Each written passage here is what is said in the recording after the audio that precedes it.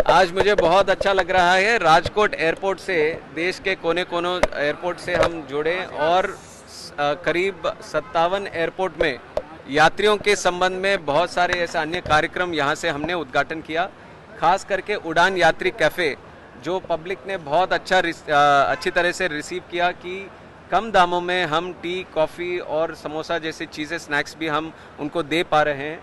उसको अभी तक 13 एयरपोर्ट में थे, आज 11 नए एयरपोर्ट में हमने उड़ान यात्री कैफ़े खोला और राजकोट में भी हमने खोला, तो 24 वो हो गए। और उसके बाद फ्लाइब्रेरी, किड्स प्ले जोन और अन्य तरह के पैसेंजर के लिए इम्यूनिटीज़, डिजी यात्रा सिस्टम्स, ये बहुत सारे एयरपोर्ट्स में। और ख़ास करके wifi facility, free wifi facility हमारे सारे एयरपोर्ट अथॉरिटी ऑफ इंडिया के एयरपोर्ट्स में देने का हमने एक विज़न रखा था। उसमें से 50 एयरपोर्ट्स आज हमने पूरे कर लिए हैं।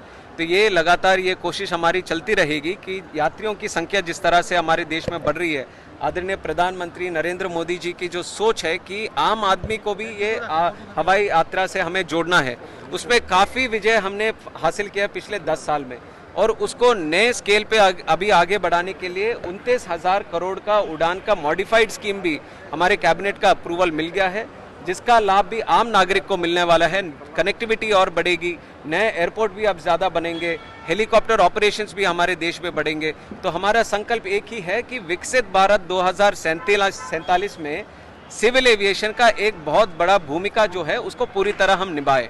और आजकल देखेंगे तो आप छोटे छोटे शहरों में, टियर 2, टियर 3 सिटीज़ में भी एविएशन का डिमांड बढ़ गया है। लोग चाहते हैं कि कनेक्टिविटी वहाँ से बढ़े, जहाँ पे एयरपोर्ट नहीं है लोग चाहते हैं कि वहाँ एयरपोर्ट भी बढ़े।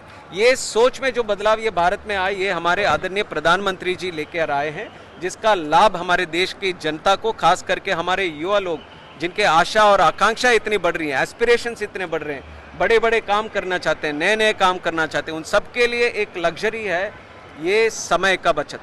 अगर जिसके पास समय है, मान लीजिए उसके पास बहुत पैसा है, तो उस समय का ये चेंज ये हमारे एविएशन के थ्रू हम लेकर आए। और राजकोट में खास करके यहाँ पे भी एक डिमांड था कि इसको जल्दी से जल्दी इंटरनेशनल एयरपोर्ट बनाए। उसका काम ऑलरेडी हमने शुरू कर दिया है। इमिग्रेशन की भी सहायता लेकर उसको जितना जल्दी हो सके उसके ऊपर भी ध्यान दे रहे हैं कि इंटरनेशनल ऑपरेशन शुरू करें। और दूसरा, यहाँ पे कार्गो की भी बहुत अच्छा सा वो चल रहा है। हमारे सांसद जी रूपाला जी ने भी इसका जिक्र किया कि यहाँ पे चांदी का हो या फिर अन्य तरह के प्रोडक्ट्स हो, उसको इंटरनेशनली हमें कनेक्ट करना चाहिए। तो जो पुराना इंटरिम टर्मिनल बिल्डिंग था उसको कार्गो टर्मिनल कन्वर्ट करके राजकोट में कार्गो हब की तरह उसको भी आगे बढ़ाने का काम करेंगे। और हमारे एक प्लान है कि राजकोट एक अच्छा सा वेस्ट कोस्ट पे एक हब बन सकता है इंटरनेशनल ऑपरेशंस के लिए।